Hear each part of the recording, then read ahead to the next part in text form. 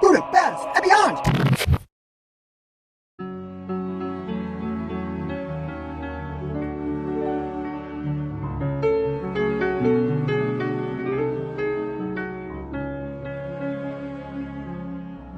Rezső Seress lived most of his life in poverty in Budapest. Being Jewish, he was taken to a labor camp by the Nazis during World War II. He survived the camp and he became a trapeze artist.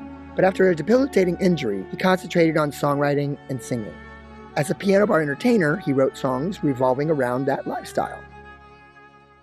Kispipa Piano Bar was a wonderful hangout for prostitutes, musicians, an assortment of bohemians, and the Jewish working class. But his most famous composition was Gloomy Sunday, written in 1933. This song achieved infamy as it was blamed for touching off a wave of suicides during the Depression, and people referred to it as the suicide song. Hungarian officials finally prohibited it, but it also became a big hit in America, where Paul Robeson introduced an English version. And one reason Seress remained in poverty in spite of having a world-famous song was that he never wanted to go to the USA to collect his royalties. There's a tiny statue of Rezső Seress on the wall outside the Kispipa restaurant.